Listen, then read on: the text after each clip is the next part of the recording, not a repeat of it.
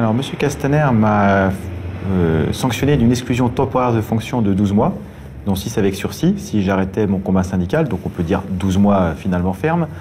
J'ai eu la sanction qui m'a été notifiée le 3 juillet après-midi et fait effectif le 3 juillet au soir. C'est-à-dire que depuis le 4 juillet, je suis exclu de la police pour entre 6 mois et 1 an. La motivation de cette sanction est que j'ai dénoncé au nom de mon syndicat la pression hiérarchique qui aboutit au suicide de nos collègues. La deuxième motivation a été, nous avons fait remonter qu'il y avait un trucage des statistiques. La dernière chose, c'est la petite cerise sur le gâteau, c'est pour avoir dénoncé les agissements d'un médecin police dans l'Est de la France, notamment des agressions sexuelles. Depuis, la justice l'a condamné à 12 mois de prison avec sursis, interdiction d'exercer, injonction de soins et au fichier des délinquants sexuels. Malgré tout ça, je suis sanctionné pour un manque de loyauté envers mes chefs et un manque à mon devoir de réserve, parce que même si tout ça est vrai, il ne fallait pas le mettre sur la place publique. Malheureusement, si on ne le met pas sur la place publique et qu'on alerte les gens en interne, ils ne font rien.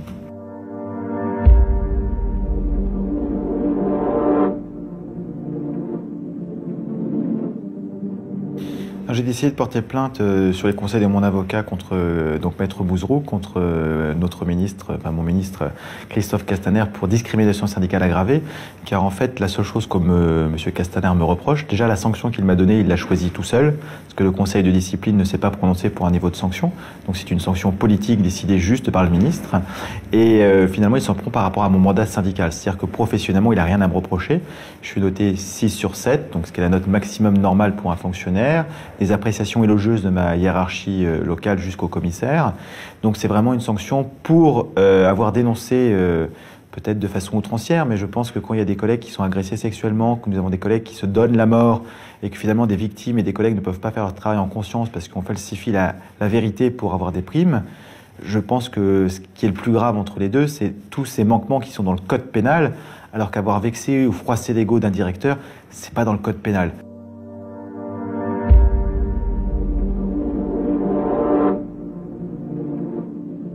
Depuis le début de l'année, nous en sommes à 4 suicides, un suicide tous les 4 jours, pardon, depuis le début de l'année. Donc là, on est en train de crever le plafond. Donc il y a un vrai malaise au sein de la police.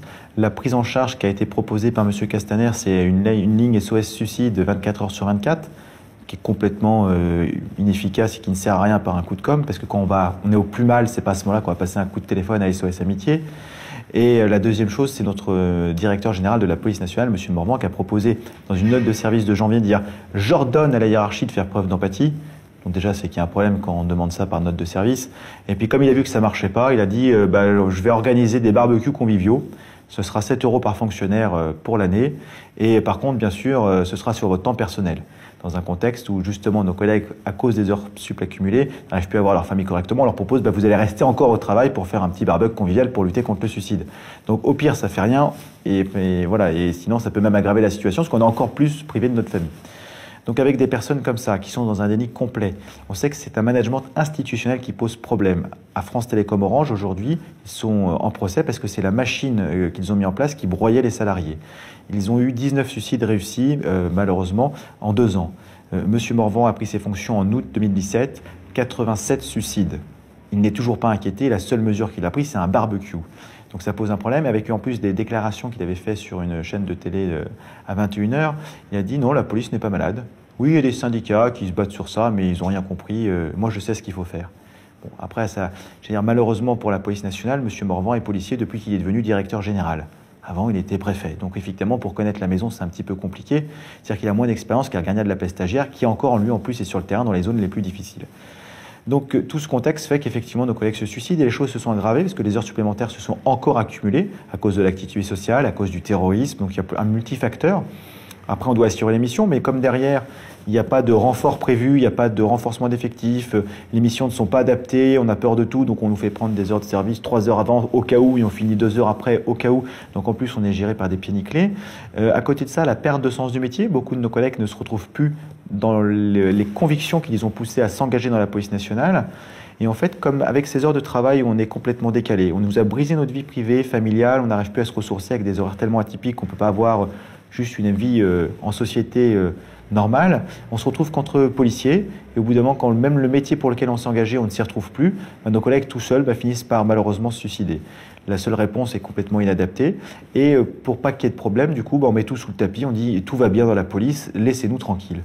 Ce qui est complètement abject de leur part en fait.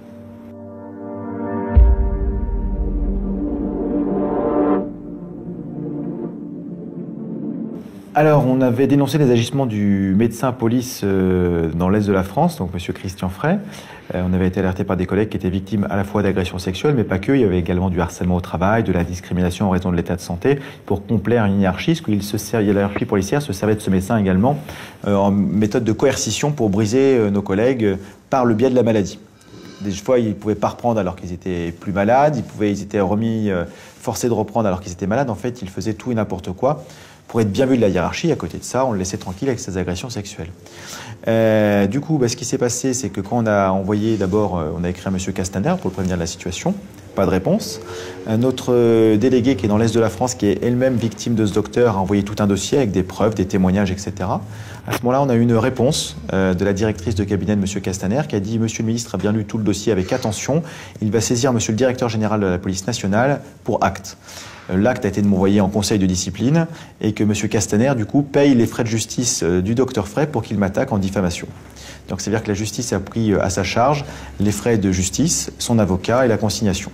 À côté de ça, on a eu des collègues victimes par la suite de ce docteur qui n'ont pas eu leurs frais de justice pris en charge. C'est-à-dire que M. Castaner a fait le choix délibéré de soutenir un agresseur sexuel potentiel.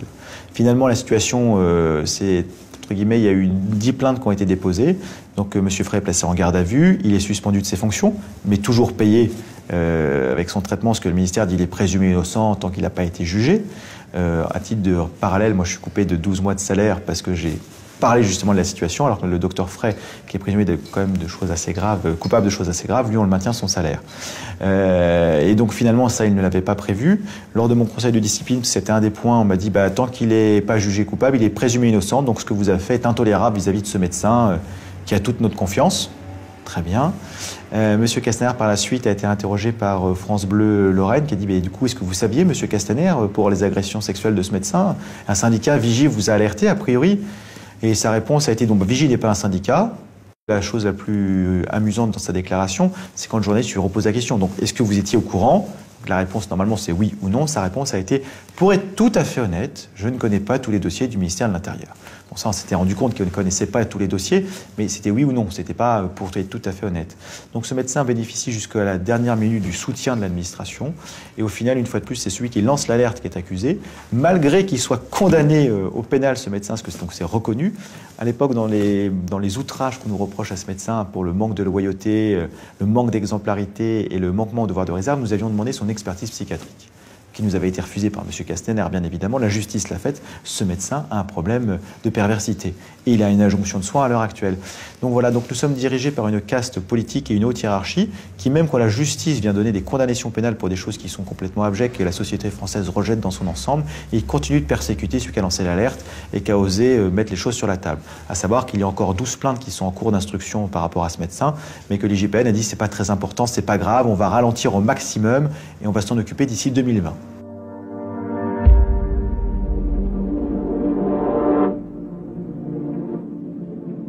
À Marseille, sur la falsification des chiffres de la délinquance, c'est un sport national dans la police, pour les directeurs, pour qu'ils puissent toucher leurs primes. Mais à Marseille, on a eu la chance d'avoir des collègues qui ont bien voulu témoigner et donner les éléments, et des victimes qui ont bien voulu parler en disant « moi, j'ai pas été pris à la hauteur de ce que j'ai subi, en fait ».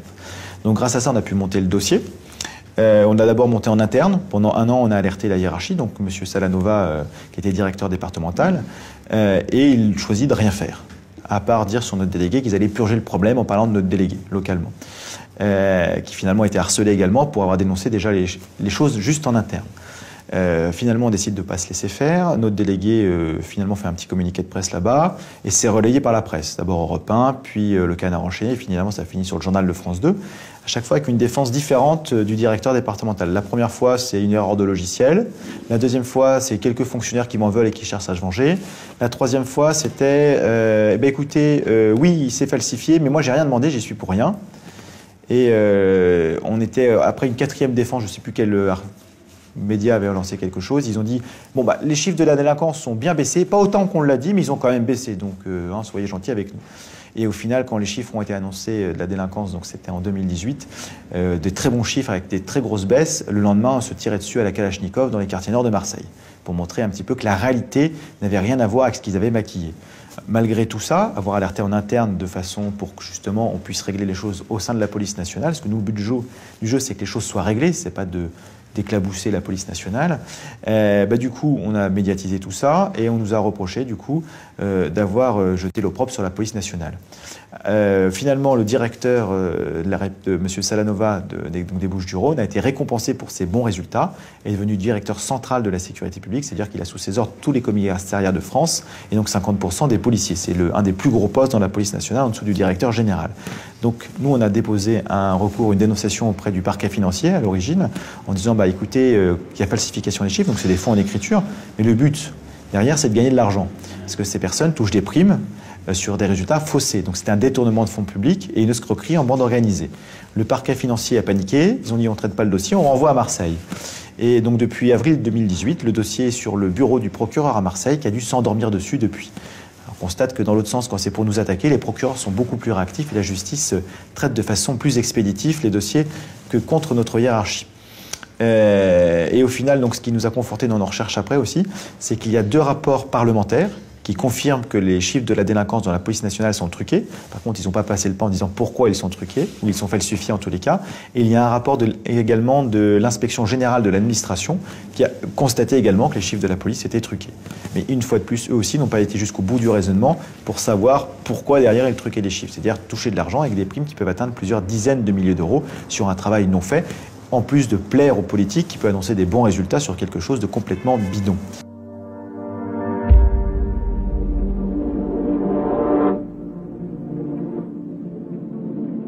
Alors on a aussi les choses qui sont pas officielles dans la sanction, mais que Vigie paye quand même, et en tant que secrétaire général, donc porte-parole, je paye pour tous nos adhérents, c'est l'affaire Benalla. C'est-à-dire que quand M. Benalla, on a été au courant qu'en fait, finalement, c'était juste un gars de l'Élysée qui avait tabassé des gens, nous sommes directement porté plainte en demandant à se constituer partie civile pour qu'une instruction soit ouverte auprès de juges d'instruction. Et en plus, à titre de comparaison, quelques mois avant, quelqu'un avait usurpé la qualité de policier dans l'Est de la France. Le tribunal lui a collé 6 mois de prison, 10 ans d'interdiction d'exercer dans la fonction publique et port d'armes interdit à vie.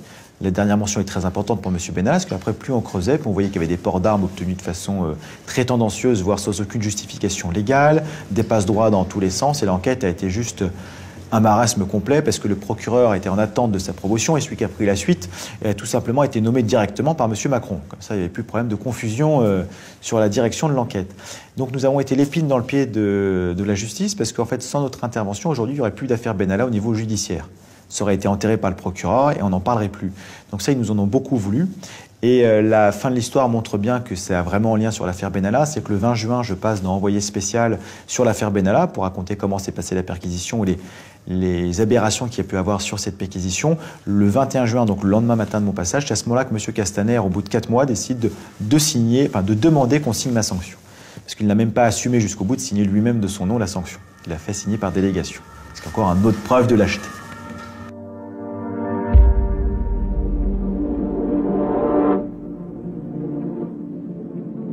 Alors, on a soutenu les Gilets jaunes dès le début. C'est pas moi personnellement qui les ai soutenus, bien que personnellement je les soutiens également, mais c'était la voix du syndicat. Nos adhérents ont dit on les soutient, parce que nous, avoir mieux vivre à la fin du mois, une meilleure répartition de l'argent pour qu'on puisse avoir des fins de mois décentes, ça nous concerne aussi. D'autant plus que le départ du mouvement des Gilets jaunes, c'était le prix de l'essence. Les policiers ne pouvant pas habiter sur le lieu de travail, soit parce que c'est trop cher, soit parce que le quartier, ils vont avoir les criminels ou les délinquants qu'ils ont arrêtés dans la journée, ce qui n'est pas possible non plus, doivent payer le prix de l'essence, ne pouvant pas prendre les transports en commun, vu que les horaires sont atypiques. Donc on était particulièrement touchés par le début. Et après, du coup, qu'on a vu comment la gestion du mouvement était faite, c'est-à-dire qu'on empêchait les gens de s'exprimer et qu'on n'était plus dans le rôle d'une police républicaine qui, justement, garantit à tout le monde la liberté d'expression et après chacun manifeste, on est d'accord, on n'est pas d'accord, mais les gens expriment leur point de vue, leur opinion. Là, on a été dans la répression complète du mouvement, avec par exemple à Paris un record 13 500 grenades tirées le 1er décembre sur 7 000 manifestants officiels. Il y avait plus de monde, mais du coup, en prenant les chiffres officiels, on arrive à 2 grenades par manifestant tirées, ce qui correspond à 15 jours de Notre-Dame-des-Landes. Et là, récemment, j'ai été interviewé par un journal de Hong Kong où il se plaignait des violences policières sur leurs manifestations. Sur 15 jours de manifestation, 2 millions de personnes dans les rues, 150 grenades. Donc c'est pour montrer que même dans les pays qui sont réputés des fois plus autoritaires comme la Chine, Hong Kong et la Chine arrivent à la cheville de ce que la France est capable de faire en répression sociale et sociétale.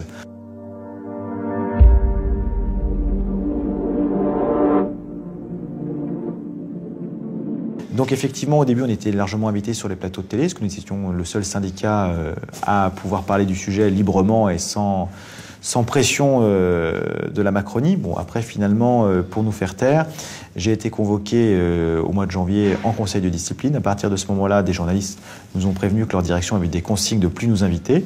Donc certains médias ont continué de nous inviter en disant c'est pas grave, on résistera aux pressions de l'Élysée. D'autres ont fait le choix de ne plus nous recevoir parce qu'ils avaient d'autres intérêts.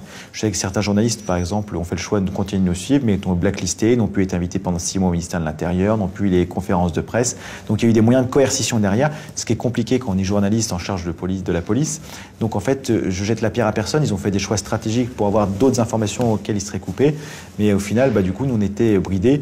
Et en fait, le vrai problème de l'histoire, c'est pas le choix que les journalistes ont fait. C'est qu'on leur a posé un choix. On leur a dit maintenant, soit vous choisissez les informations, vous êtes invités, soit vous ne l'invitez plus. Et c'est très malheureux qu'on en arrive là, sachant qu'on a eu aussi également des journalistes qui se sont plaints de notre directeur général de la police nationale, M. Morvan, parce qu'il a appelé des directions de journalistes en disant vous m'avez déplu, vous me virez tel journaliste. Mais c'est nouveau sous le régime de M. Macron, en fait, qu'ils sont tellement au-dessus des lois et ils pensent agir en toute impunité qu'ils passent des coups de téléphone en disant vous me le virez, c'est le petit personnel. Donc effectivement, l'affaire des Gilets jaunes a joué et depuis, ils ont tout fait pour tasser les choses alors qu'ils continuaient de tirer, ils ont recommandé des grenades, ils ont refait des choses complètement ignobles dans le pays qui se dit le pays des droits de l'homme. Et donc certains, en rigolant, disent oui, on est le pays de la déclaration, pas celui qui les applique.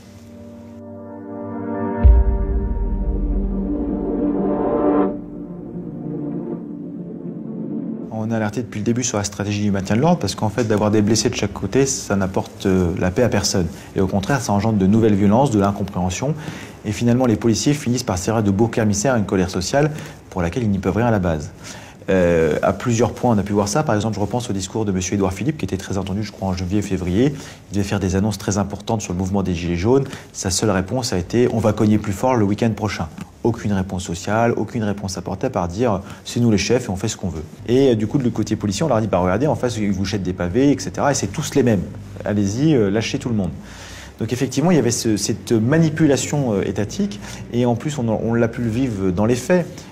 Parce que par exemple, il y a eu sur la place de la République, je ne sais plus quel acte des Gilets jaunes, il y a eu une trentaine d'abrutis qui ont scandé suicidez-vous. La place était nassée, il suffisait que les policiers aient l'ordre d'intervenir pour les interpeller et c'était fini. C'était 30 personnes qui étaient ciblées et qui étatais présentées à la justice. Aucun ordre n'a été donné. Ils ont pu partir tranquillement d'une place nassée. Et après, M. Castaner déplore « oh, quand même, c'est pas bien ce qu'ils ont fait, je vais mettre tout en œuvre pour les rattraper et qu'ils soient présentés à la justice ». Mais il suffisait de les interpeller en flagrant délit. Les ordres n'ont pas été donnés. C'est quand même très bizarre. La deuxième chose, c'est l'usage disproportionné des gaz lacrymogènes et des tirs de LBD, avec notamment des places qui ont été nassées et personne ne pouvait s'enfuir en fait de la place, alors que tous nos collègues sur le terrain étaient persuadés qu'il y avait une sortie. Parce qu'ils ont dit si on tire sur les gens pour leur dire de se disperser et qu'ils ne peuvent pas, ça va forcément attiser les tensions. Et les seuls qui savaient le dispositif global du maintien de l'ordre étaient les gens dans la salle de commandement. C'est-à-dire la haute hiérarchie policière, les préfets qui sont nommés directement par le ministre de l'Intérieur, et des fois carrément le ministre de l'Intérieur, quand il était entre deux soirées au Noto, qui venait à la salle de commandement donner ses ordres en direct. Donc en fait, tout était organisé et on arrive à une casse en fait en disant aux gens si vous allez manifester, on va vous fracasser. Donc les manifestations en famille, sous le beau temps, on discute et puis c'est un moment convivial. Des fois, une manifestation, c'est plus possible. On a ramené que les éléments les plus radicaux voulus par le ministre qui en plus, même dans ses déclarations, il dit tous les gens qui ont manifesté seront complices des casseurs. Moi, je veux bien, mais en fait, déjà, c'est des prérequis. Ça a permis de tenter de voter des lois encore plus liberticides sur l'autorisation de manifester, de limiter les droits fondamentaux. Heureusement, la seule chose nouvelle de la loi, qui était les interdictions de manifester préventives par ordre administratif, ont été retoquées par le Conseil constitutionnel. Le reste existait déjà dans la loi, de façon plus ou moins différente, mais enfin, on pouvait arriver au même résultat. Mais on arrive à des choses où la justice est dépossédée de ses pouvoirs, est de moins en moins indépendante. On passe tout par une justice administrative. On a eu des chiens qui ont été démuselés pour des manifestations.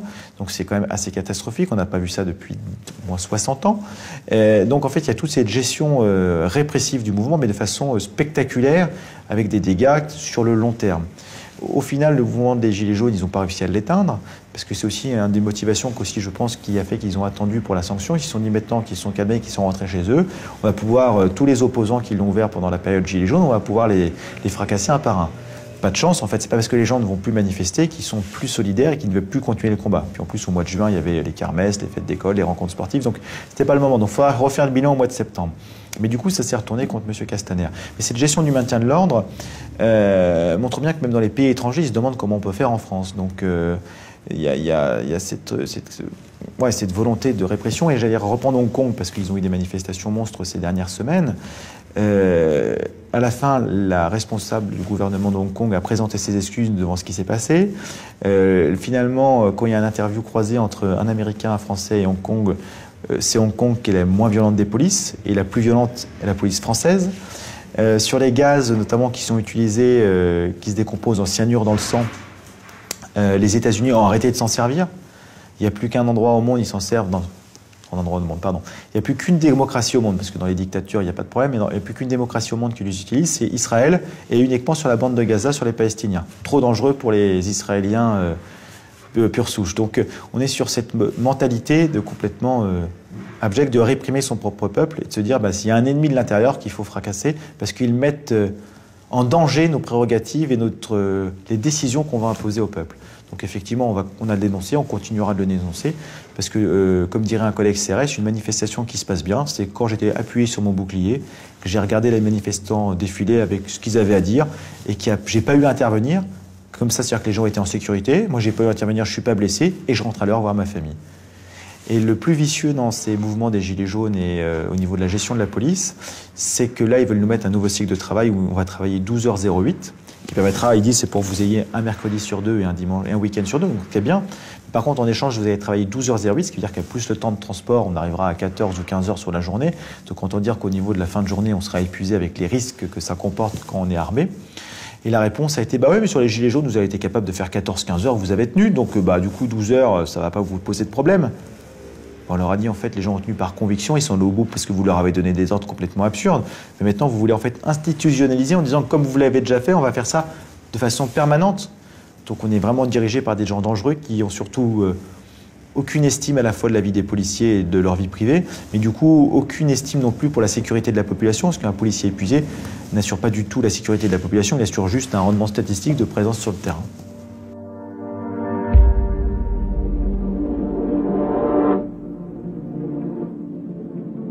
Durant les manifestations, les grenades dites lacrymogènes, à effet lacrymogène, en fait, ce n'est pas des grenades lacrymogènes en tant que telles, c'est un effet, entre autres.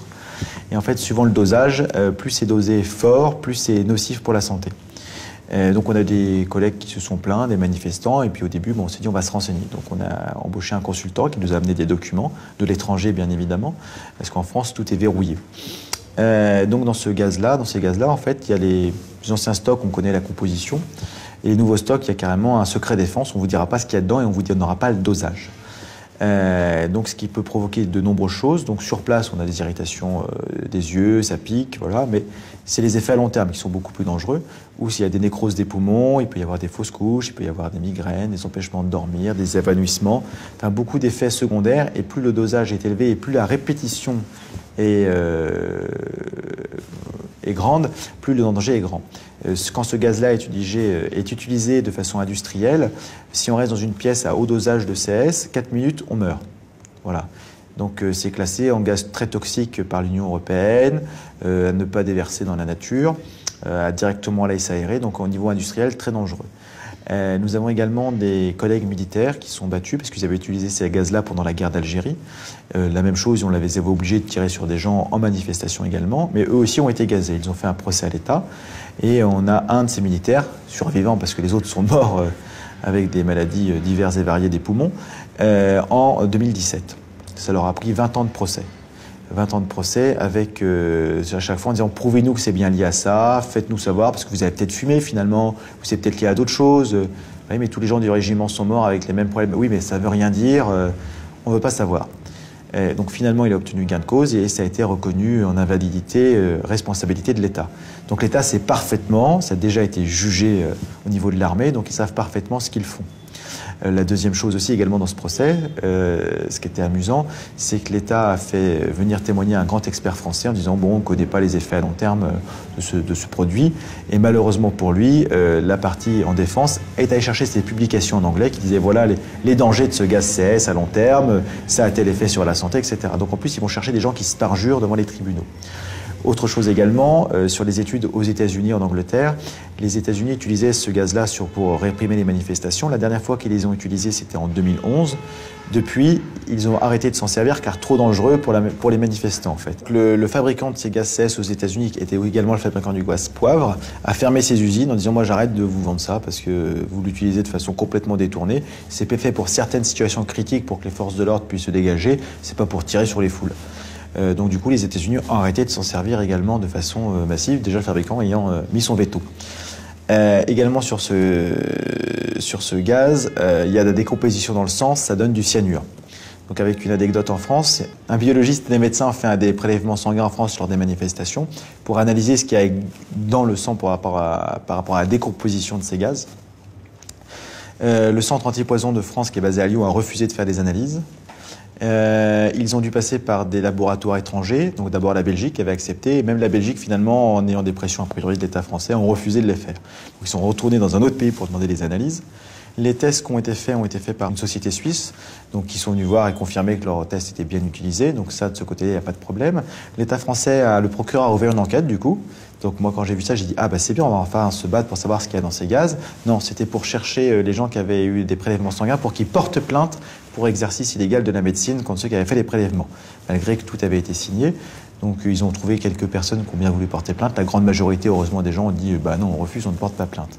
Donc ils en sont rendus à finalement après retourner dans la manif, s'intoxiquer eux-mêmes et faire les prélèvements sur eux-mêmes avec filmer de A à Z pour pas qu'il y ait de contestation possible et que ça parte à l'étranger. Mais la France a tout verrouillé pour qu'en France on ne fasse pas les analyses et poursuivre les gens qui voudraient avoir la composition sur l'organisme humain à l'intérieur.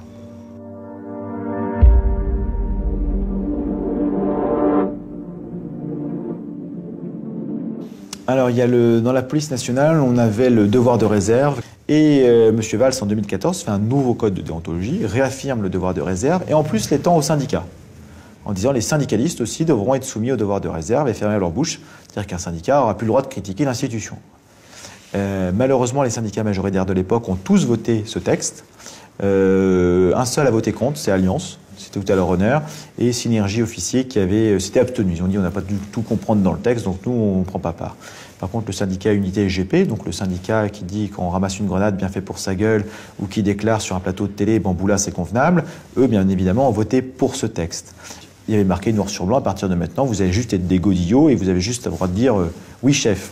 Donc on arrive à ce système en fait qui est fait pour broyer les fonctionnaires, qui n'est plus possibilité de discuter, de critiquer son institution. Et on arrive à un système très pervers parce qu'on n'arrive pas le droit de critiquer. Si on critique, c'est un manquement au devoir de réserve. Alors que finalement, on n'a rien annoncé, on voulait juste que les gens aient un service public pour eux et non pour détourner au profit d'intérêts particuliers. Et on arrive aux deuxième chose, c'est le problème de manquement au devoir de loyauté. Ce qui veut dire que là, on jure fidélité à des chefs.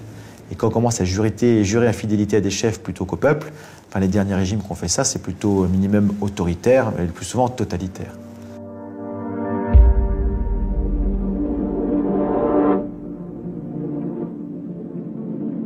Le staff de M. Castaner a paniqué quand il a vu que Vigie était dans les locaux. Bon, nous sommes des gens qui ne savons nous tenir, nous sommes bien évidemment tenus, nous n'étions pas là pour faire un esclandre lors de son discours, mais pour répondre éventuellement aux questions de la presse qui étaient à l'extérieur, ce que nous avons d'ailleurs fait à l'issue de son discours. Ce qui s'est passé dans un premier temps déjà, nous avons eu sa directrice de cabinet qui arrivait comme une folle furieuse, Madame Epaillard, qui a dit « Monsieur Langlois, qu'est-ce que vous faites là? Je ne vous ai pas invité !»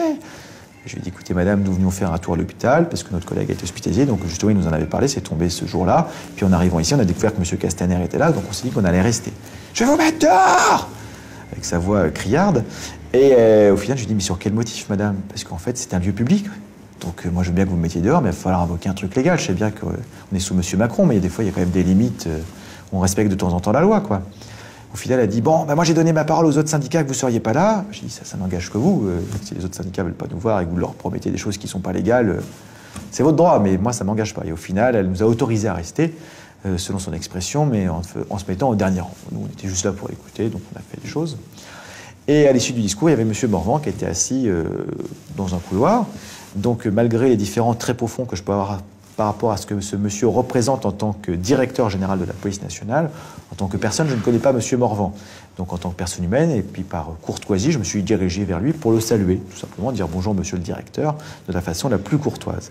C'est à ce moment-là qu'il m'a vu, il s'est retourné et fait « Me touchez pas, me parlez pas, vous m'avez traité de délinquant dans un tract, laissez-moi tranquille !»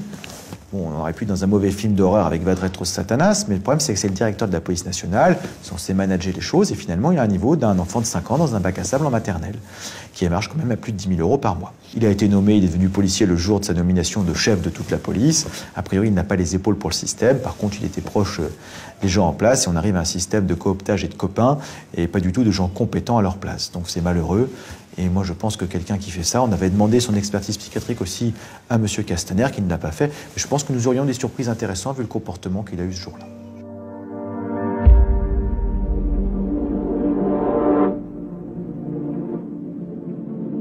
La stratégie du ministre et du directeur général de la police nationale, c'est une asphyxie financière personnelle de toi et du syndicat plus généralement.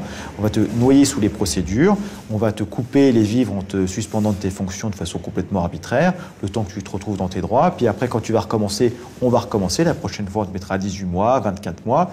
Ils se sont fixés une limite, ils ne veulent pas finalement exclure un syndicat de la police nationale ou le virer, parce qu'ils se sont dit les autres syndicats vont peut-être se rebeller si on vire quelqu'un pour son mandat syndical. Donc on va juste faire des exclusions temporaires à répétition jusqu'à temps qu'il soit écœuré, qu'il s'en aille, ou alors que le syndicat n'ait plus de sous ou que la solidarité populaire s'arrête pour qu'il parte écœuré, qu'il soit brisé. D'autant plus que quand on passe en conseil de discipline, on peut demander, c'est marqué, est-ce que vous voulez voir une assistante sociale pour qu'elle fasse un rapport social au conseil de discipline et que la sanction qui soit prise ne pénalise pas la famille. Donc bien évidemment j'ai dit oui. J'ai dit, ben voilà, ma situation familiale est la suivante. Ma femme a mis en suspens sa carrière pendant 1 an et demi parce que mon fils, qui va avoir 2 ans, est né prématuré avec de graves difficultés. Donc, il devait avoir un de ses parents à la maison. Donc là, elle reprend son activité, mais comme c'est un petit poney club indépendant, bah, du coup, en France, malheureusement, même si elle travaille depuis 3 mois, elle gagne 0, le temps de payer les charges, les machins. Donc, c'est pas prêt de gagner de l'argent avant au moins 1 an.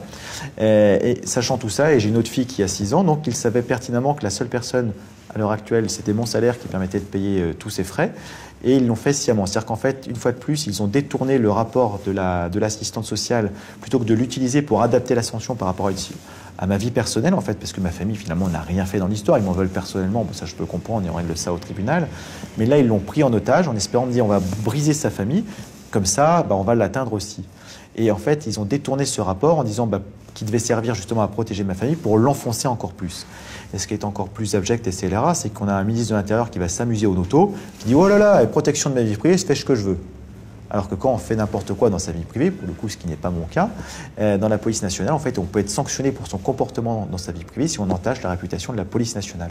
On a des collègues qui ont été sanctionnés pour ça administrativement, alors qu'ils n'avaient commis aucune faute pénalement répréhensible ou administrative, mais c'est juste qu'ils avaient entaché l'image de la police nationale, donc on était dans le très subjectif.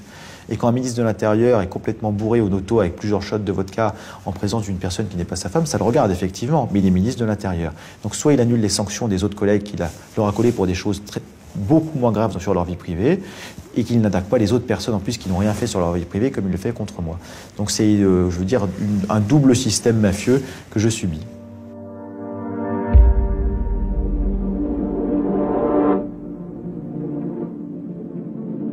Et ben, j'ai envie de continuer à être gardien de la paix, parce que ce que j'ai signé, le métier que j'ai fait, je l'aime, parce que moi je pense que je voulais être au service de l'intérêt général et à la protection des gens pour que les gens, justement, garantir les libertés de tout le monde. Et parce qu'il y a des choses aussi que les politiques disent depuis quelques années, et encore sous M. Macron, la première des libertés, c'est la sécurité. Bon, c'est complètement débile, parce que la sécurité n'est pas une liberté.